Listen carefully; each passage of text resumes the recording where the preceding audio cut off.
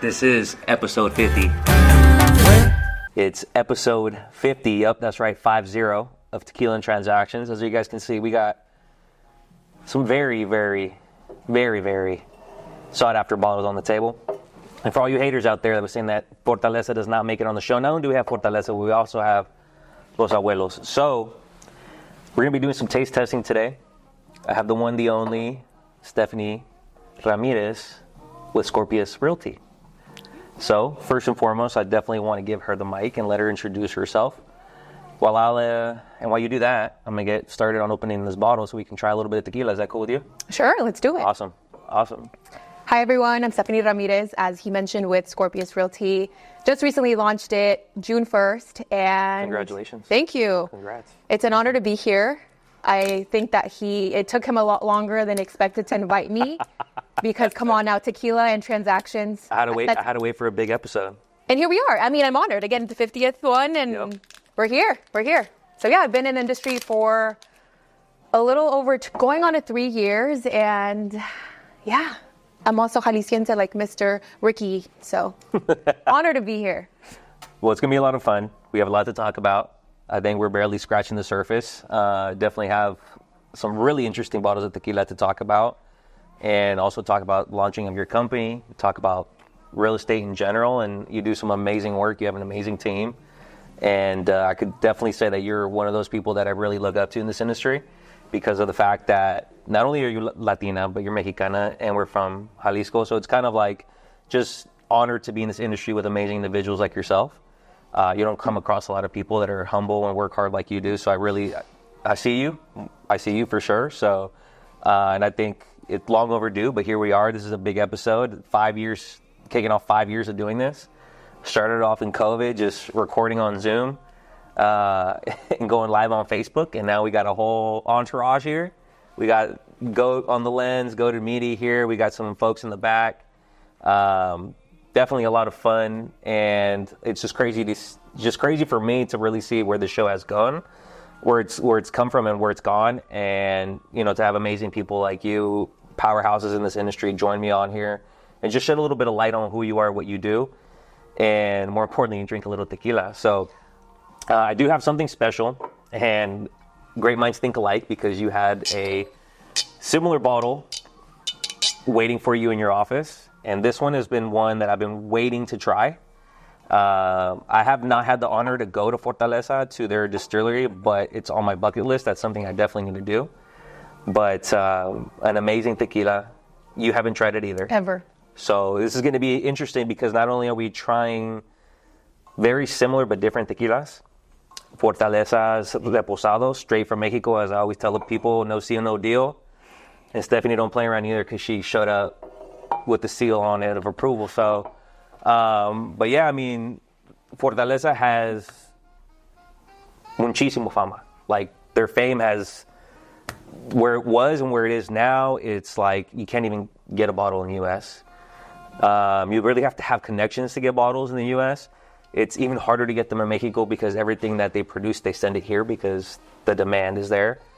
Everybody wants Fortaleza. If you talk to any tequila schnob, they're like, Cascawin, Fortaleza, Tequila Ocho, and a few others, right? But Fortaleza has been kind of like the staple for a traditional kind of artesanal style tequila, where they're not adding, they're not adding any bullshit, quote unquote. Okay. They're not putting additives, they're not putting all the colors, the artificial sweeteners like some of the big brands, especially like Don Julio and other brands that just trying to pump product out. So there's a lot of hard work, a lot of pride that goes into making this tequila, and also hand-blown bottles. Not many people do that. These are all hand-blown bottles. These are all hand ceramic, pretty much agaves that are made. So like this whole bottle there's a lot of pride that goes into this. It's a very unique bottle. Obviously you won't miss it with the agave right here on the top, with the bola de agave, right? So it's a very, very, I would say more than anything, it's just super sought after. It's one of those things that like tequila schnapps put on a pedestal. I don't consider myself a tequila schnob yet. I'm more of a connoisseur, right? Like, I do love tequila, but at the end of the day, like, I'll try it all. Like, I'm not gonna I mean, I'll talk a little shit if someone shows up with some patron, but or some some Jose Cuervo. That's like the biggest disrespect. Thank God I had this in my office, to say the least. But it's like a lot of those brands, obviously, they've gotten to fame because they've been around for so long. They're big names, but those are the brands that are cutting more corners now. I always tell people on the show, like, tequila is not something that just like you can't force it. I mean, the plant takes 6 to 8 years to mature. If you're aging it, you're talking about another 6 to 8 months to a year in the barrel for añejos. So about a year after, it takes 8 years to grow it. So you're talking about all that hard work just for it to be watered down or like to add all these additives, right? So honestly, I think I'm talking way too much. We should get into trying it so that we can definitely kind of compare and contrast, because a reposado is going to be a little sweeter. You have the Los Abuelos Añejo, it's going to be a little bit more oaky. You got to get a lot more of that oakiness from the barrel. And the Los Abuelos, it's kind of a collaboration that they've done with some of the local folks in that area, and they put Los Abuelos on there. It's still from Fortaleza. It's still the same bottle. It's just different because of the fact that they collab with some other individuals to create this new line. Got it. So, without further ado, I'm going to pour this up, and then we'll see what you think. He calls it God's juice, so let's see if that's true. Honestly, I don't think I hyped it up enough. It's very, very good. This is not going to give you ever a hangover. There is no additives. This is a very well prepared tequila. So the reason why I'm giving it to you in this glass, earlier Stefany was like, just give me a red paper cup, a red plastic cup. Like, nah. We got to get the fancy cups because this is a very fancy tequila. And so the whole point to this glass, it's a special designed glass made for tequila, because when you swirl it around, the whole thing is you want to aerate it, and you want to also be able to kind of make sure to see the legs on the tequila. So you should see very, very slow kind of drops of tequila coming down to the bottom of the glass.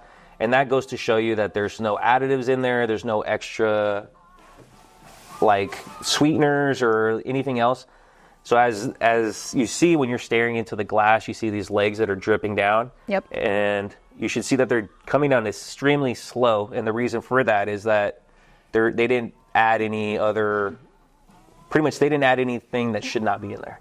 So when you see the legs are super fast, it should not smell like alcohol. So here's a trick. So you're going to put it over on your hand. You're going to go back. Should not smell like alcohol. Should I do on that? Your hand. No, you could just smell my hand. This should not smell like alcohol. It doesn't. I'm like, I'm about to make a mess. It shouldn't smell like, you're not supposed to smell like rubbing alcohol. Once you smell rubbing alcohol, then you know that it's very watered down with alcohol. It should not be sticky when you rub it on your hands. So, bien suavecito.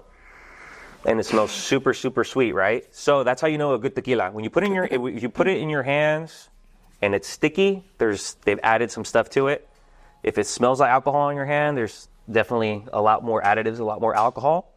And the third trick is you want to make sure that when you swirl it around in these special glasses that you see really like elongated, slow legs dripping down the glass, which you do see here. So the first thing you're going to want to do is you're going to kind of want to hold it by the stem. You want to get a good smell of it through your nose. It just smells very sweet. This is going to be a lot sweeter than that just because of the distillation process. And this is only aged, I think, 6 to 8 months. And you're talking about right about a year there. So you can see in the color how different it is. Right. Definitely getting a lot more color from the barrels because it's been in there so long. But it's going to taste a lot sweeter. So I'm not sure if you know how to drink the proper way of drinking tequila, but you're going to take a little sip. First of all, I'm already screwing it up for you. You're going to take a little inhale through your nose.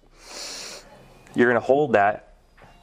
And then you're going to take a sip. Hold that on your tongue for about 3 seconds. Swallow your shot and then exhale through your mouth. So it's a little tricky, but you're going to take a little sniff. Are we doing this now? I'll show you, but yeah, if you want to. Hold on, we have to say cheers to your freaking 50th episode. Are you joking? He's over here giving me a tutorial. I'm like, can we just and then do that? Sure, we could cheers. It's a big day, okay? It is. I'm over here trying to be a professor of tequila. You're literally, and I'm like, dude, I just take shots. Like, como si fuera agua. Is that how you do it? This is a slightly educational video. I love it. Educational components. It's not just two individuals drinking the whole time. So, but yeah, I mean, definitely, I agree with you. Definitely deserves a cheers. And not only cheers to the episode, cheers to you, to all your success, and to our success. So, yes. Salud. So, little sniff, little sip, swallow, and then exhale through your mouth. Can I watch you do it first? And it's Oh my God. Is it like therapy or something? Oh my God. That's amazing. Dude, I really feel like this is such a special moment right now. Like, it's so good. The way you're hyping it up, I'm like, first of all, it was like a history class of tequila. It's fucking delicious. I'm not going to lie to you. It's so delicious.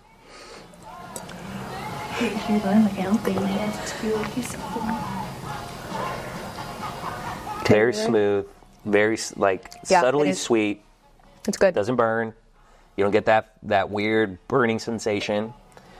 And since we're drinking it properly, you're aerating the tequila. You're preparing your palate when you're sniffing it.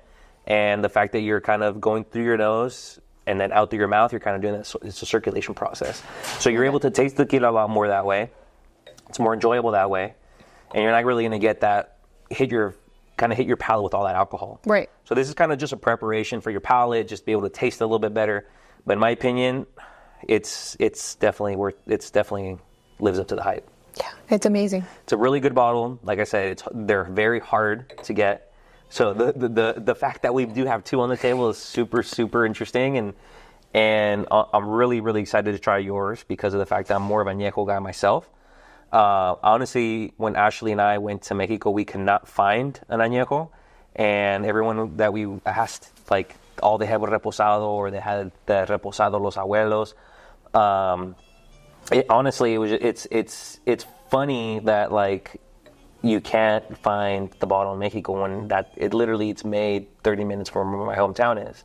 And so for us, it's like, I'm spoiled, as you are, because we're both from Jalisco, and it's the land of tequila, and literally, like, just jumping off the airport, everything you see is like, wherever there's land, there's either homes being built or there's agave being planted. Yeah. And it's like, there's no land wasted in Jalisco. Like, you're either planting the cash crop of agave, or you're literally doing construction, because that's what pays right now. Right. And so it's just really cool to see how over these years tequila has gotten so much fame.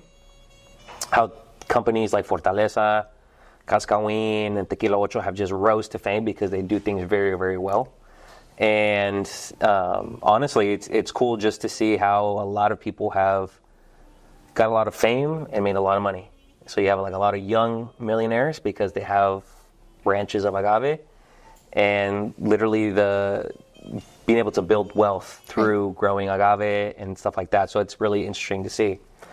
So should we go buy some land to plant some agave, or qué?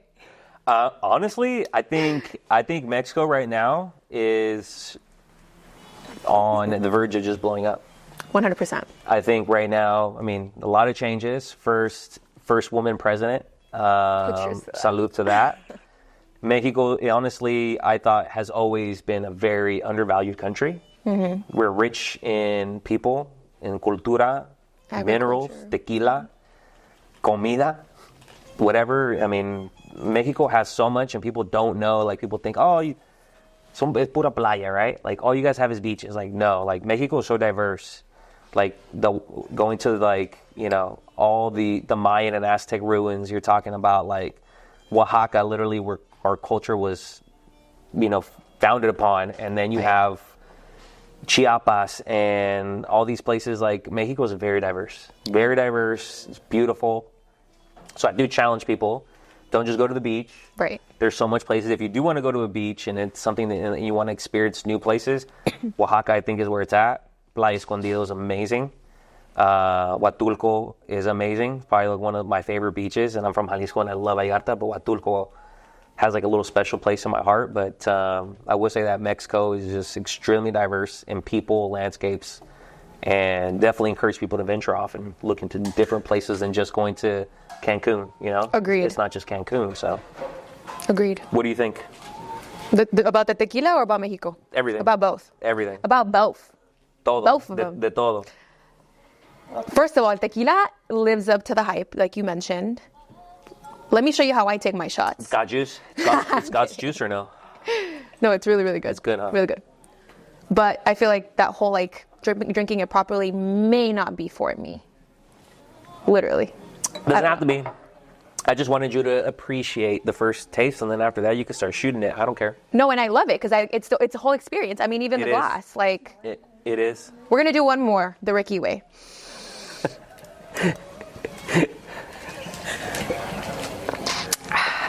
Oh, you didn't do it that way. No, I just did it right before you. I just sipped it again. I'm drinking it like if it was freaking Dr. Pepper. Like honestly, I love Dr. Pepper, so I will savor that shit. Like it honestly, for me, top 5.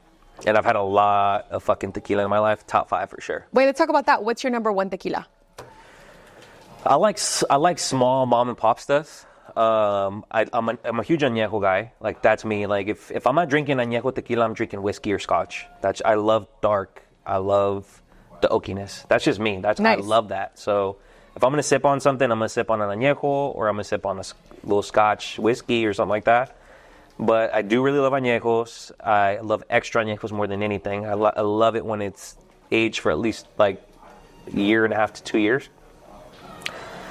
And near my hometown of Mezcala, there's a massive city called Tepatitlan. Arriba Tepa, arriba Mezcala.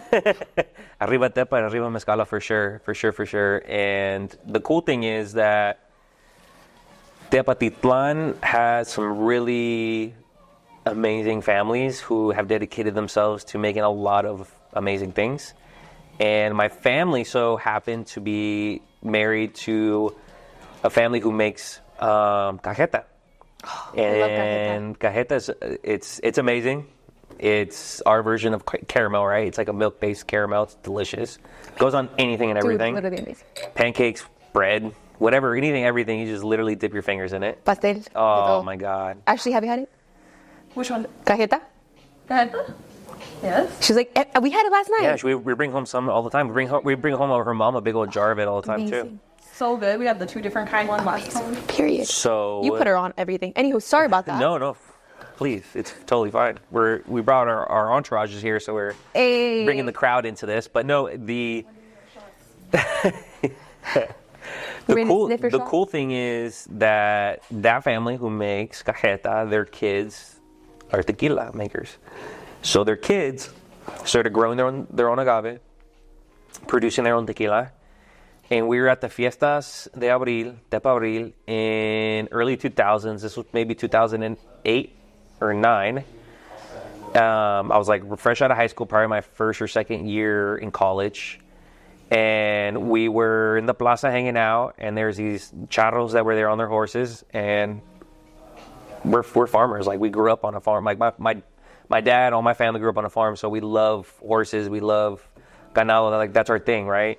And so we were just chopping it up with these charros and just talking to them about, like, because my cousin, his dad, specifically my tío Rigo, buys, breeds, and he has show horses. That's his thing. So we started talking to these guys, and then come to find out that their parents are the ones that make El Viejito, Cajeta, and Tepatitlan. And we're like, well, yeah, my cousin, my tío Ismael is your guys' tío. And they're like, oh, Ismael. They're like, Macarras? I was like, yeah, that's our tío. And so then we became really good friends. We started chopping it up. These guys had these clear bottles of some dark, looking like yours, really like a dark liquor. And I was like, ¿qué tienen ahí? Pues es tequila. ¿Les gusta el tequila? I was like, pues como chingados no somos de aquí? I was like, that shit, we live off that shit. Like, yeah, of course we love tequila. So he's like, yeah, échale ahí, saquen su vaso, ahí les vamos a echar un chorro para que lo prueben. Es nuestra tequila de nosotros, right? I was like, oh, that's dope. You guys make your own shit? That's cool. So yeah, we pulled our cups out. They gave us a shot, and I was like, my God. I was like, you guys make this shit? And they're like, yeah. I was like, this is an añejo? They're like, yeah. And he goes, está buenísima. And I was like, oh, les gusta? I was like, dude, me encanta. Like, how do I get more of this shit? Like, do you guys sell it? And like, sí. Si quieren, nos vendemos una caja. Cheap as shit, like $10 a bottle. No way. So I paid like $100 and maybe a little over $120 for a bottle for a 12 case. And then he told me, he goes, si les gusta esta, imagínense la extra. I was like, you guys make an extra añejo? And they're like, yeah, and it's aged for almost 2 years in the barrel. Like we usually age it for like a year and a half to anywhere between 18 months to like 20 months in the barrel. I said, holy shit. And he goes, esa no la vendemos. I was like, pues si quieren me la regalan. Right? I was like, you guys don't want to sell it? You guys just give me one, right? And he goes, no, si quieren, les damos una botella para que la prueben. I was like, all right, for sure. My dad is a tequila snob. LC. He has a very, very, like, high nose when it comes to tequila. He's just like, esa madre no. That shit's not good, right? But the funny thing was that we let him try those bottles that we got for $10, and he goes, ¿Cuánto les cobraron? I was like, they're like $10 a bottle. No manches. He goes, no fucking way. I'm like, yeah, they're cheap. And then he was like, oh, son sobrinos de Macaras? I was like, yeah. He tried it. He's like, call them right now and tell them to bring another one. I want a 12 case myself. I say, holy fuck. So that was like the beginning of a long relationship with these gentlemen. And now they got so much fama, they sell their tequila in stores. They sell their reposado. I think they do a little bit of everything. They do blanco, reposado, añejo, but their extra añejo, they still don't sell it in the store. They sell it in the store, but you got to ask them because they keep it in the back because they don't pay for the tax. They don't put the sticker on it. So they just sell it to like family and friends. Got it. So you can still get it, but you got to ask. And then sometimes they'll have bottles in the back, but... Wait, ¿cómo se llama? Se llama Reserva de la Torre. Fucking amazing. Fucking amazing. So will I be able to find it in Yahualica? Yeah, you should. If not, just go to Tepa. Dude, y siempre ya ves uno llega a sus mariscos y ya. Oh my God, yeah. Like, and I'm overdue. Like, I've been counting the days. Me and Ashley have been like, when are we going back to Mexico? Oh. Because nos encanta, like, los mariscos, la comida, el ambiente. Es como México no hay dos. Y la verdad que ir a tu tierra, o sea, materna or whatever you want to call it, like, it's just amazing. It's just a great feeling. It's honestly a big sigh of relief for me because I think that's where I was destined to be. Right. And I told my girl, I was like, I don't know about you, but I'm going to retire here, and this is where I'm planning on dying here. I don't want to die in the U.S. I want to die where my parents are from, where my family's from. In like mi tierra more than anything, like mi tierra where my family's from, like where my grandfathers came to work, when my ancestors before me came to settle. Like, this is where I'm supposed to be. And for me, it's just a big sigh of relief when I get there. A week feels like a month for me there. It's like, dude, time's just so much slower. We're able to enjoy the day. I love it. I love waking up, hearing the birds chirping, hearing all the vendedores on their microphones, getting gas, agua, and then necesitan crema para los niños, and like all this shit, right? Like, I love it. Like, honestly, for me, Mexico no hay dos. That's where I plan on retiring. That's where I plan on living out the rest of my years when I get there. But honestly, I love it. And isn't that interesting? Because I can relate to that in so many different ways. It almost makes me emotional because it's like our parents literally left their native land and came here to the U.S. without knowing the language, right? Exactly. Without knowing anything and starting from scratch. And it's like, wow, like, your sacrifices are so appreciated. And yet when we go back, it's like, dude, this is where I feel identified. This is home to me, you know? Very much so. I feel, although my Spanish isn't the best, I'm pocho as hell. No, he's not. But no, he's not. That's where my heart is. That's where my soul is. Like honestly, and I'm just really happy that my girl, my partner in life, loves it as much as I do, and she gets excited to go, and she loves going. And I knew she was the one when during our trip there. Okay. During our trip there, a few days in, she's like, babe, honestly, like, I know we just got here, but I don't want to leave. And I was like, well, now you fucking know why this place is so special to me. and why I love coming, why I push my parents, like, let's build our house there. Let's buy our second home. Let's do something. And because of me and my brother and my sister loving Mexico so much, really kind of forced my parents' hand, like, to buy something of their own there. Because it's different cuando llegas a Casa Extraña and you're, like, living on your family's couch or sleeping on their beds and they're on the couch or whatever, right? And que en paz descanse, mi abuelita siempre tenía su casa allá para nosotros, but it's not the same because a lot of us go and it's like, that's just one house. Right. There's many families, right?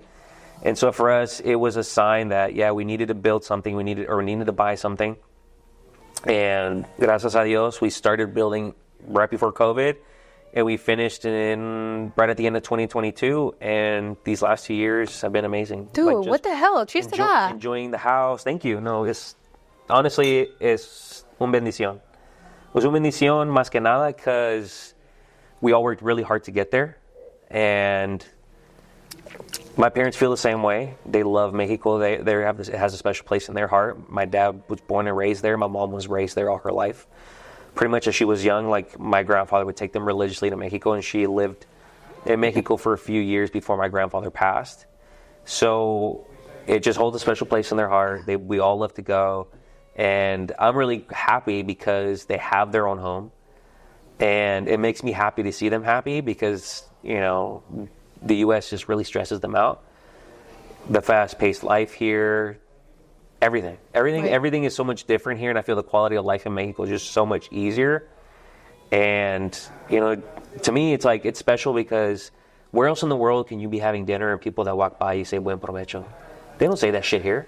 Dude. They don't give a fuck. Like, at all. You're walking by people and no one even cares to say, oh, good morning or hello. And if you do, it's almost like, dude, like, what's your problem? It's like, no, weird. like. And it's weird to some people, right? Y en Mexico sí, o sea, que hola, ¿cómo estás? And yeah, in Mexico, like, literally, you'd be walking down the street and make friends with some person just standing out in the corner because it's a beautiful thing. Everyone's very polite.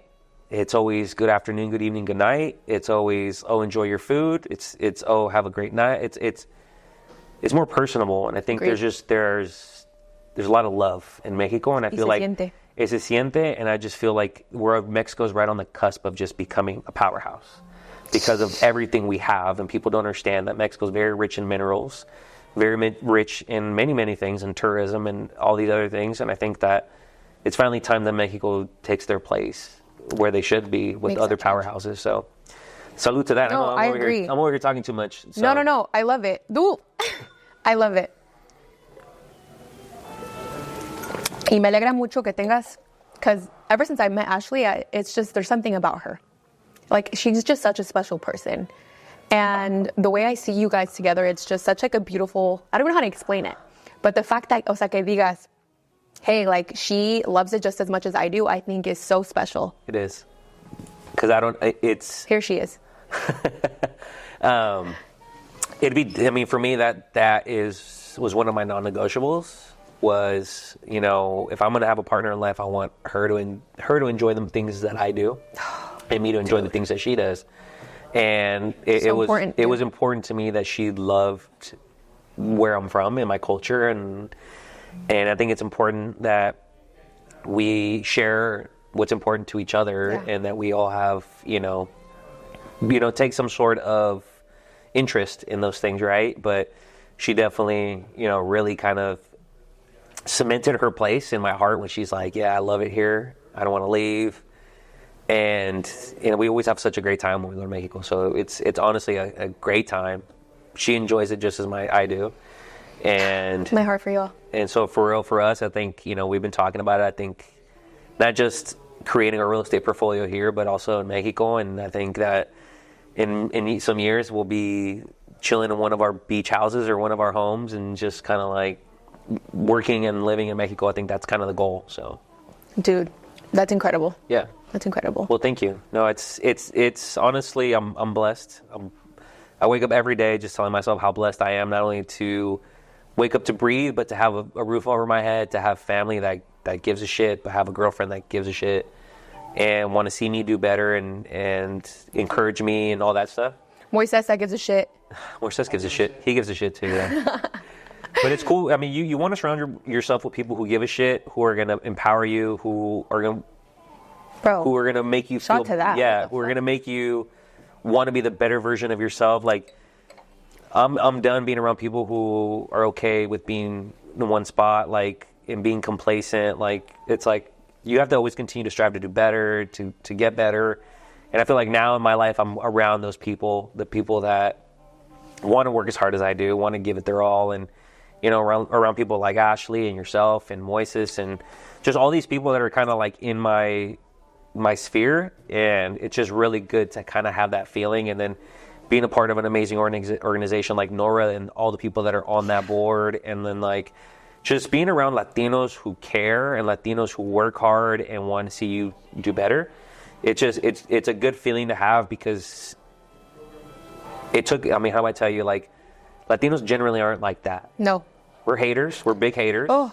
We don't like to see people succeed, and I think that that's our biggest downfall as people, as Latinos, and I think that needs to change with the younger generation. Is like, we're only putting ourselves down, and we're only making ourselves, we're not advancing ourselves by acting that way.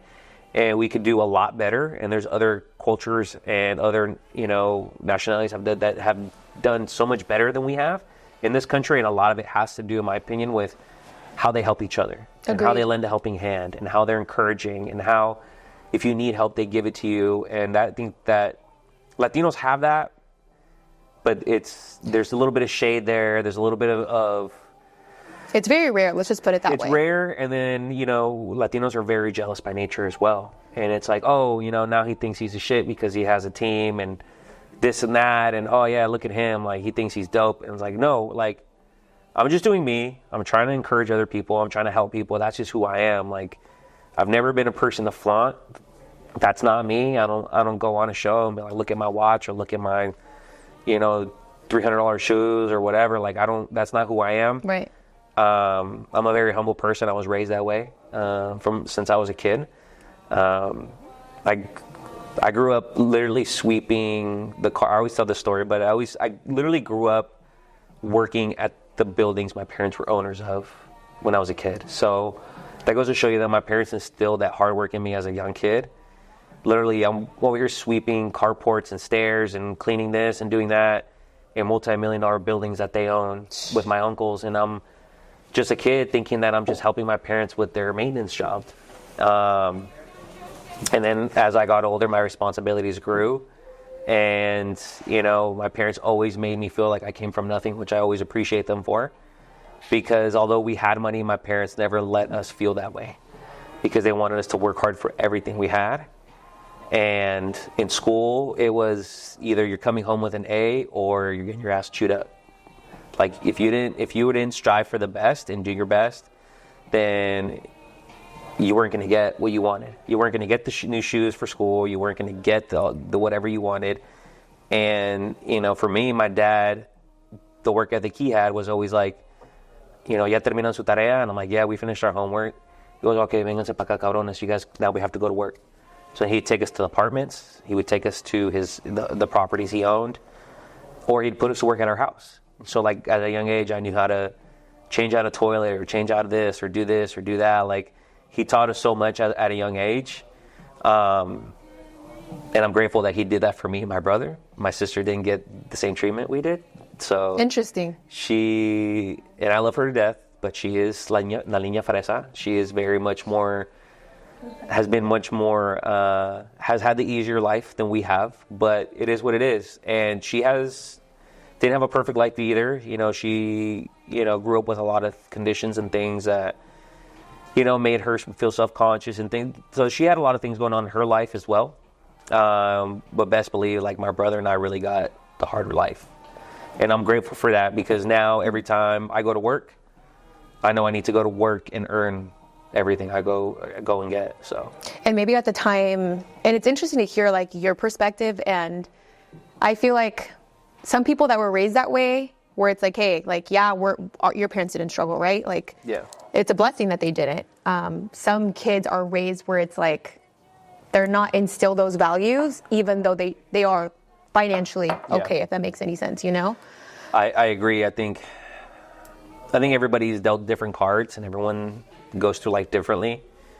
And I'm a firm believer of like what doesn't kill you makes you stronger. Like, you know, you're going to develop that thick skin, and I'm glad that I was given that, because yeah, I mean, thank God my parents didn't really struggle that much, and you know, because they had a lot of individuals in their lives that were very, very savvy, very smart people. En paz descanse, my tío Jaime was one of the pioneers of our family who always told my parents, like, you guys are going to get married and you guys are going to live at our house because you guys aren't fucking paying a dime in rent to anybody. Wow. You're going to live here till you have enough money, and then we're going to help you buy a house. Fuck. And it's that mentality that really changed the trajectory of my family, because that same mentality was told to all of us. Like, at a young age, like, best believe I wanted to fucking leave and go rent. Right. And get my own place. And my parents were like, no, you're not going to do that. Me as a mom. And they're like, you're not going to do that. If you want to go rent, go be the manager at one of our apartment buildings and you can get one of the rooms for free. And I'm like, I guess, but like, honestly, didn't really want to do that. But they really pushed me. They're like, save your money. You're going to buy a house first. That's what you're going to do. You're going to buy your house. And if you need help, we're going to help you do that. Right. And so, honestly, it's just that mentality that really pushed me to be in real estate and pushed me to be where I'm at and just be very humble about my journey, and ultimately just be really prideful in who I'm helping, because when I was a kid, I just remember the conversations of realtors and how sleazy they were, and hear questions like, are you sure you guys can afford this? Or can you afford this? Or no, I think that's something you guys can do. And I'm like in the other room, like, the fuck you're talking about? Like, my parents' money is green, like just like everybody else's. Why are you belittling Yeah. them? Mm-hmm. And it was all because they were Latino, all because they spoke Spanish, all because vieron el pinche nopal on their forehead, and we're like, these people can't afford $1 million property. Best believe they could. And I think it definitely it gave my parents a little bit of, you know, they questioned themselves too. But again, they had people like my uncle and other people in our family who really pushed them and told them, fuck that, you guys can do it. You guys need money, we'll loan you the money. And so it's that mentality that I really try to model myself after. I try to have the same kind of people around me, that same mindset, because I want to help people. 100%. People help my family, people help my parents. I want to be able to be the best I can so I can educate others and give back as much as I can. Because if I'm able to help another agent be just as successful as me or even better, like the goal is for them to be better than I am, like that's what's going to, you know, ultimately let me sleep easy at night, knowing that I helped somebody get to wherever they needed to be, or just being able to be that person that's going to guide them on their real estate journey. You know what I mean? On that note, that's something that's very important, because earlier you mentioned that, bueno, lo voy a traducir en español, o sea que al fin del día, el peor enemigo o una persona que le tiene más envidia siempre es un latino a otro latino. Y te lo voy a decir porque I've noticed that so much in this industry, and it's actually very disappointing. Very much. And I wasn't prepared for that, right? Yeah. So taking that, and I quickly want to even talk about Nora. When I walked in and when I met all of you guys for the first time, I'm like, wow, where has this crowd been this entire time? I swear. Yeah. Y no es por usarte ni decirte eso porque estás aquí, or because, you know, like Angelica or Ashley is here, or not because of that. But it's so interesting that, like, we do exist. Like, with Vic, with you, with everybody, I just get that vibe where it's like, we genuinely, like, it's collaboration, you know what I mean? And it's so unfortunate that the reality of, not just in the real estate industry, but in any industry, in general, you know what I mean? And instead of, like, uplifting one another, it's always like, hey, like, si el sol sale para ti, no va a salir para mí. It's always like, competition is fine. I mean, but even then, within yourself. Yeah, but I mean, para mí la competencia es una cosa, pero que tener envidia es otra cosa. Es otra cosa. Yeah. Like, you know what I mean? Like, it's fine. Like, oh, you got a listing, I want another listing too. And it's like, why? That's cool, but that's cool with me. Like cool. Like, let's let. I mean, there's enough business for everybody, right? Like, I want you to, like, how to tell you, like, people like yourself motivate me. Like, I'm like, oh shit, Stefany got 3 closings. Where am I at? I only got 1 this month. Like, I need 3 closings like Stefany, right? Or, But that's being inspired. Exactly. You know what I mean? And it's different when it's like, oh yeah, that girl, all she does is post all her shit. Like, yeah, and this and that. It's like, get over yourself. Like, there's plenty of business for everybody. If you don't like it, go to another industry. Yeah, like, agreed. We don't need drama in this industry. And to your point, I wasn't prepared for it either. When I came into the business 10 years ago, almost now, my first year, only Latino in my office, only one showing up like suited up, and then I'm like, what the fuck am I doing? This isn't me. Like, yeah, I like wearing a nice suit. Don't get me wrong.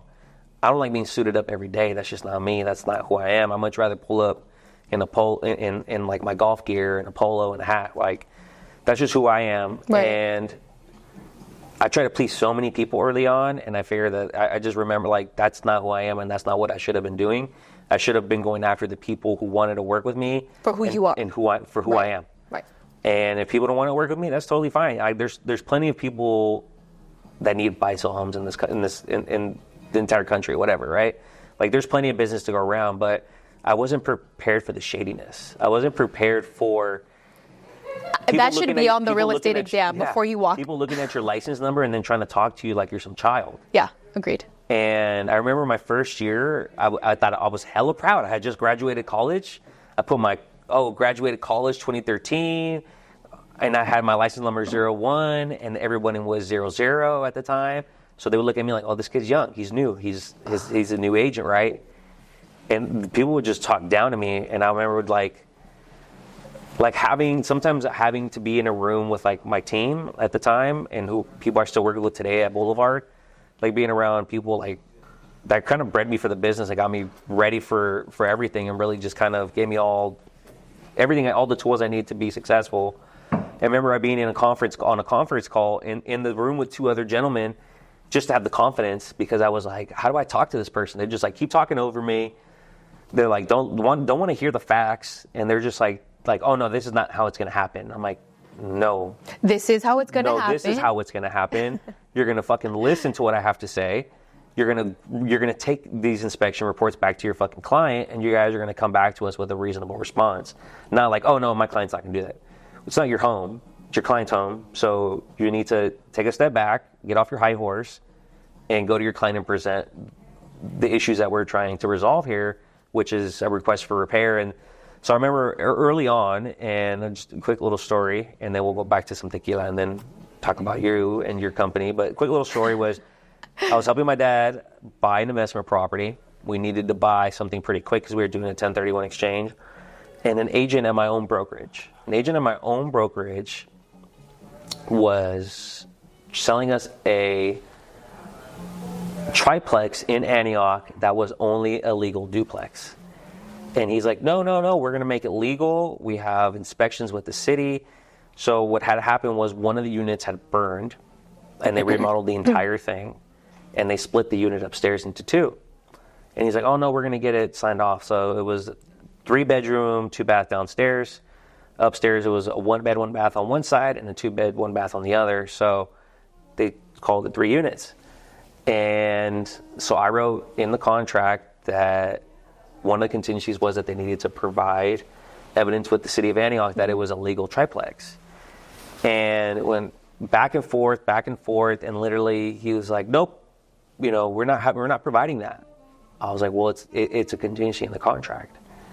And I'm like, we're not going to pay a triplex price for a duplex. Mm-hmm.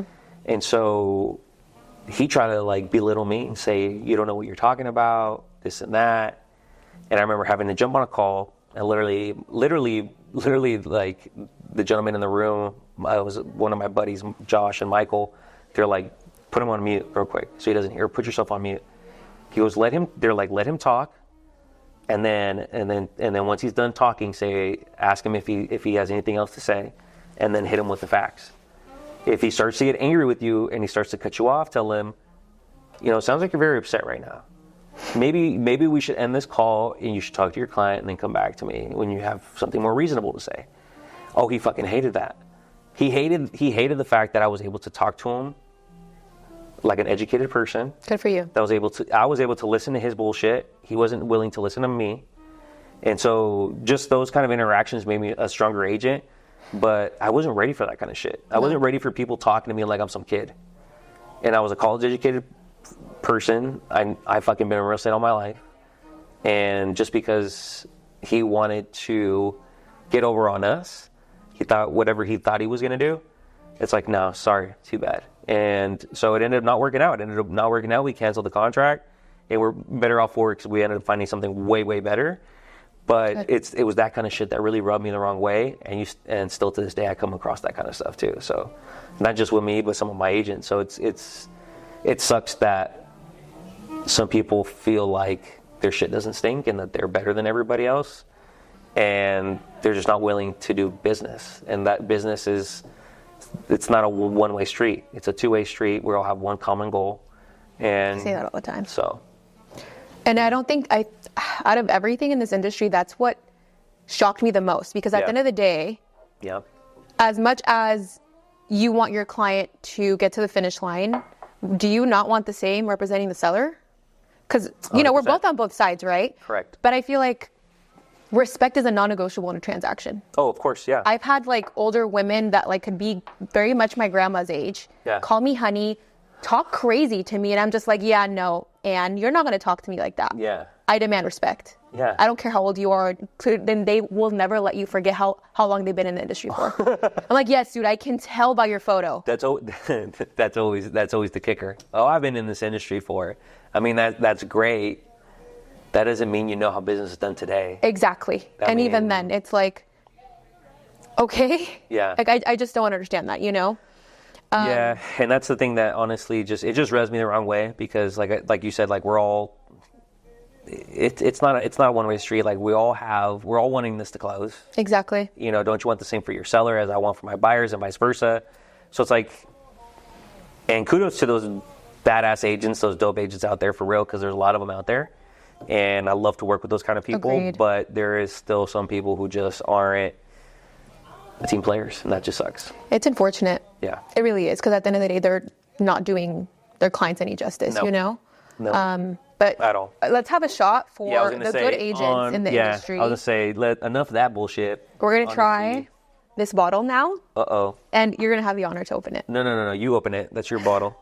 You open it. You open it, you're going to pour the shots, because that's yours. Don't let me pour a shot. That's yours, and my nail. it's your special bottle, so. Or did you want me to open it? So. Yeah, actually, please. Oh, yeah, they got this one on here. Oh, there it goes.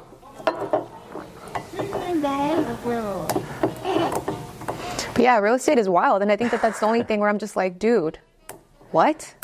Yeah, it's definitely an interesting industry. Super gratifying at the same time, but it is 100%. But no one really talks about these things. That's why, yeah, I've mentioned it on my story, actually, maybe once or twice, because nobody sees this side of the industry. It's just, and we don't want our clients to see that, because we don't want our clients to sweat and stress out. Right. I tell them at the end, they were a pain in the ass to deal with. This happened, and they're like, "What, Ricky?" Dude, right. I'm like, "Yeah, this happened," and they're like, "What?" I've had some crazy stuff happen in my career, but it's like, I don't need my clients to feel the sweat either, or to get worked up, because honestly, that's what I'm for. Agreed. That's what we take. We take all the heavy blows. We sure do. At the end of the day, we're the ones that are going to make it close. So. And you said it yourself. That's why we get paid the big bucks. So. That's true. I like to kind of look at us as lawyers in a way, because we really advocate. Most agents do. We wear a lot of hats. We sure do. We're therapists. We're everything. Yeah. But yeah. Lawyers. I think that's the one that I kind of identify with the most. Being a lightweight attorney. Yeah. It's one way or another, I still fulfill that dream. Is this? Oh, you're savage. You're just gonna pour like that? All right. Wait, you don't do like that? No, I use the shot glass as a guide. Oh shit. No, you're perfect. That's good. Como dice mi abuelita, le vamos a echar el ojo. That was a good shot though. Thank you. I don't want to take too much away from you. No pasa nada. Ooh, very oaky. I'm excited. Very different. Tequila Los Abuelos, auténtico artesanal, añejo, ande papá. So Cheers. yeah, very, very different color. It's gonna taste so much different. It smells. It smells different. Yeah. Yeah, you could just kind of smell the barrel, how oaky it is. I have to admit, I never in my life thought I was gonna have like a wine tasting event at Industrious. But cheers. But it's a tequila tasting. Salud. A wine. I said wine. Fuck. Tequila. Tequila. Shit. Mind you, we're only one in. Maybe I shouldn't have a second. No, we totally should because this is the. Basically, Moises, you better fucking crop that shit out. I didn't say wine. How embarrassing. Wait, tengo un pinche calor y ni me puedo quitar el blazer. Well, it's hot as shit in here. It is. I don't understand. I don't understand what happened. Yeah, it's hella good. All right. Dude. Salud to tequila, to badass agents, and to making money. And Agreed. helping people. And helping people. And not More being one of importantly- those shitty more agents. importantly- No, of course not. All right, I'm excited. A ver. Let's see how it tastes. Arriba Jalisco. Arriba Jalisco.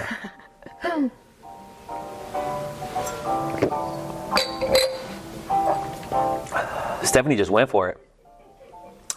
Stephanie just went for it. And Te lo juro, I just wanted to get a sip to savor it real quick. That shit is fire. To my defense, I was looking at him is fire. from the corner of my eye, and his lips were just stuck on it. I'm like, he's taking the whole thing, bro.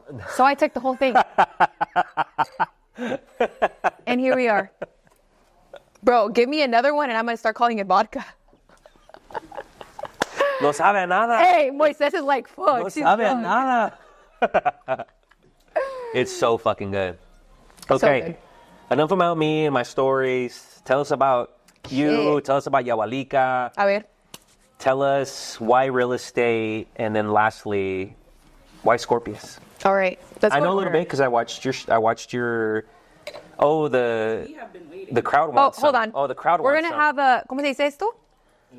Intermission. All right. Pull up your glasses. What do you guys want? You guys George? want some sweeter or some oakier? Both? Because they're both fire. Both? They're both fire as shit.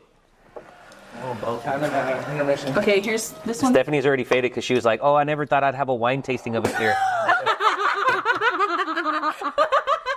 Why tasting them bad? Hey, hold on. The worst. Said that because of the glasses, like she was talking about the experience. Yeah. And I was like, "Wait a minute. When did you have a wine event Hey, here?" he was so kind about it. He's like, yeah, but it's tequila. And I was like, oh, fuck. It's like, what did you just He's like, bro, you've only had one shot and you're already calling it wine. Fuck. Oh, okay. I'm like, don't give me a third. I'm going to be calling it vodka. Put it down, please, so I don't spill anything. I would. I'll bartend on this end. Wait, so did you guys try that one yet? Yeah. Oh, okay. Okay, that's it. That's it. That's it, bro. I'm gonna come for that one after. Damn, that's one. Is that enough? Ricky, this Wait, the videographer. two shot. I know I got them on. Oh, period. I love you. I don't got. See? Hey, I was telling Ashley, I was like, Ricky has nothing to worry about whenever you guys are together. She just, like, No. siempre todo. I never worry about anything. Both? Hold on. Wait. Wait, does that mean we have to take another one with them? Oh, should we go by my? No, never mind. Sí, por si le estoy diciendo vino. Fucking complete different. Let's go stand behind them and cheers. Complete different. Yeah. Oh, wait. Let's do it That with one. That one's gonna be. I know, we gotta take our that shots one in the together. cup's gonna be Hold on, hella you're sweeter. right. It's gonna be a little sweeter, You're and the other one's gonna be a little bit oakier. I'm going to take it in my Yawalika glass. Period. Wait, is that the same one, Ricky? What? Is that a new shot? No, ya te vi. Se te va a enfriar. Ándale. Oh, shit. Le eché de más.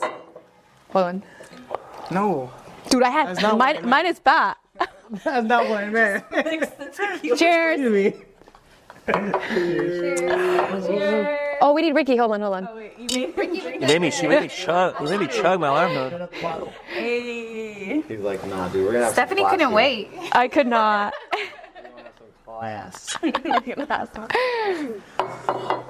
right. All right, there you go. Cheers. Salud. Cheers. Happy 50th episode. Whee! Salute. And yeah, And we're back. we're back. So we had a taco intermission because it is taco / tequila Tuesday. Tuesday. Taco Tuesday / Tequila Tuesday. Triple T. Triple. Triple T. Tacos, tequila, and transactions. Because There we you go. close, baby. All three. So, Moises had some. No, I'm just kidding. So we wanted to invite a really special guest today. He's actually behind the lens. Go on the lens. He wanted to come on and talk to you guys about his point of view of garlic and garlic fries. Yes. And I guess you're going to have to go to another platform to hear the rest of the story. But anywho, back to Tequila. Amiga, ya está cerca el charco. You know, since he just came back, you guys need to take another shot. I think. Puta madre. And then go to the conversation. Dale pues. Shot o'clock. Oh, that's what it is. Look, shot o'clock. It's shot o'clock. Yeah, well, I'll take one. All right. So, some God's juice for everybody. La novia del mero mero. Ashley, come on in. Yeah. Come on. Don't be shy now, girl. George. I don't have a shot glass. Me neither. So, you guys do it. There's cups right there. Did you drink out of that one? No, huh? Moises, No, I haven't drinking out of that one. That one's just shot glass. Might be. Oh, because tú sí lo That's Moises right there. Oh, watch out now. be careful. Please be careful. Coca, tequila. Alright. That Coke was fire though, I ain't gonna lie. I haven't had Coke in a minute. Acid right. Puta madre, me serví de más. You're still recording? Coke in a can, baby. It's Coke in a can, baby. A ver. Bueno, pues estaba para Yawalica, Jalisco. Let's go. All right, let's do it. Arriba Jalisco. Ew. Cheers. Cheers. Cheers to Yawalica. Cheers to mezcala. Y tepa, porque está bien rica la comida. Dale. Salud.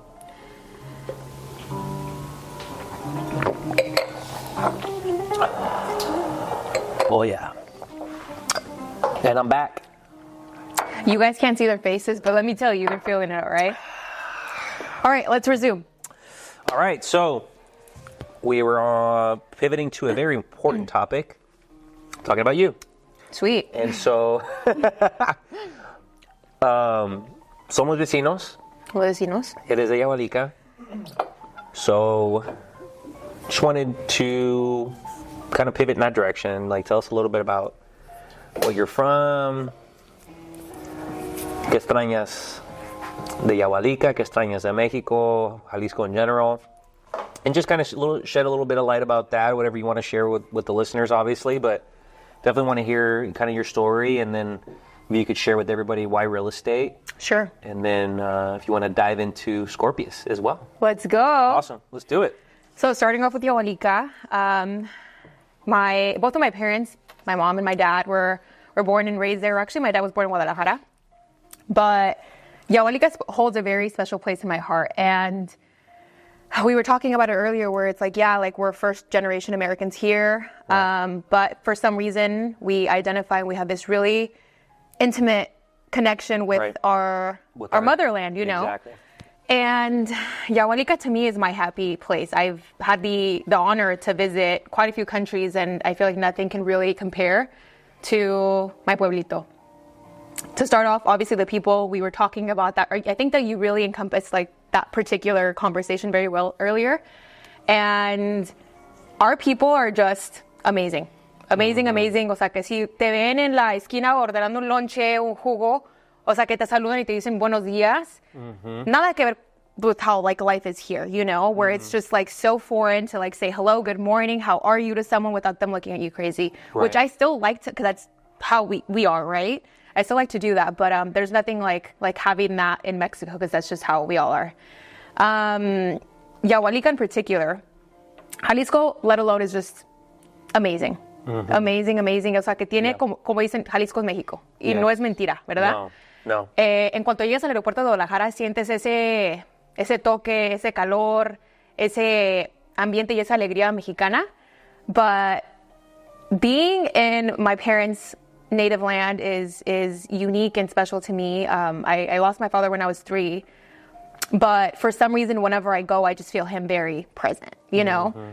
And it's something that I look forward to every single time. I had the honor to take my son in September. I took him to Las Fiestas, and it Awesome. was, yeah. Great. That's so awesome. You probably had an awesome time. Dude, we had a blast. And even then, like, I felt that, like, he just knew where he was at. Yeah. You know what I mean? Yeah. And he's He had also... he had that connection. He did. Like He you did. yeah. Mind you, he's been to Greece. He's been to Puerto Rico. He's been to, you know, for a little toddler, he's been to some places. And I just felt like he was just like, estoy donde tengo que estar. Yeah. So it was beautiful. And earlier you mentioned that like Ashley has like this connection to Mexico, and it was nice to like know that like my son also like feels connected with his Mexican roots. It's an honor to be Jalisciense. Anywhere from our food, our people, our tradiciones, everything. It's just amazing, you know? Yeah, I agree. Sometimes I wake up in the morning and I'm like, I'm fucking so lucky. Dude, right? I could have been born anywhere, been from any family, and I'm just like super fortunate to not only be Mexicano, but be a Mexicano living in California. And I think we're so privileged to be in this amazing state. You could have been Nicaraguense. You could have. I could have been anything. You could have Mr. Universally. But I think more than anything, orgullosamente, like to be Latino is something that's very special to me, because just be able to connect with so many different países. We all speak the same language with a bit of variation of our language, right? So like you could drop us off in Guatemala and Nicaragua and Puerto Rico, to you name it, like we'll find our way. Like, Agreed. you know what I mean? Being able to speak Spanish, I think, is such a blessing, because it's a huge population. And literally from the United States all the way down to, you know, South America and Spain and all those areas, like we can go to many, many continents and still be able to find our way, because we speak English and we speak Spanish, right? Agreed. So I think it's just a beautiful thing to be able to connect with a lot of different cultures, a lot of different countries, and just feel so blessed to be able to be Latino, be Mexicano, be from California. I mean, I think for me, I think it's something special to me, because there's so much melting pots here in California that we're just so privileged, because you go to other places in this country and it's like not like that. Agreed. And I think it's cool, because although we take it sometimes for granted, like how bad some people may view San Francisco or Oakland or Los Angeles or whatever it is, like the major cities are always going to have issues. But I think that being a part of such a huge melting pot and being able to access different cultures, like literally we can walk down the street and go have Nicoya food, or, you know, go anywhere. Like there's so much access to different cultures, and I think it's a beautiful thing to be able to enjoy that, connect with people, and just kind of, you know, be able to share a little bit about each other's culture, and just kind of like just appreciate it and understand it and partake in it. And it's just a beautiful thing, in my opinion. Agreed. Especially in the Bay Area. It's just so diverse.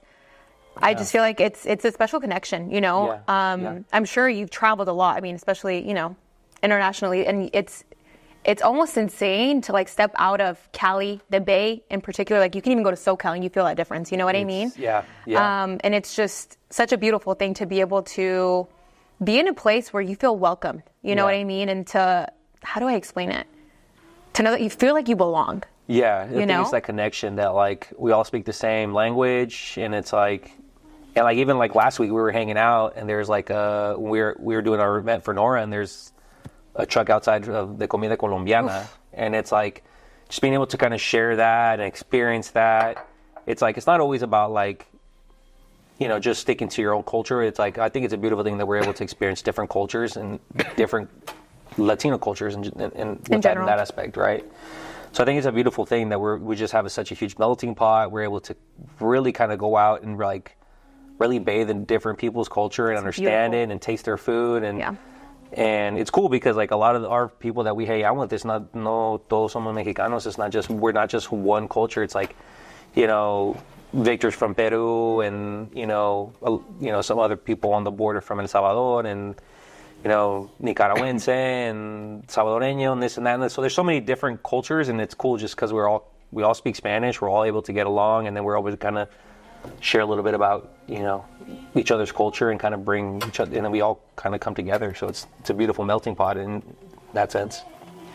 And I think that that's what makes the U.S. in general like so special, where it's like we all come from different backgrounds, Yep. and we all have something different to share and learn from one another, right? And Yeah. that's even like why I find traveling so fascinating, where you're stepping out of your norm, right? Like this is what you're used to. I mean, even being Mexican American, we have our cultures, we have our culture, we have, you know, things that we're just accustomed to.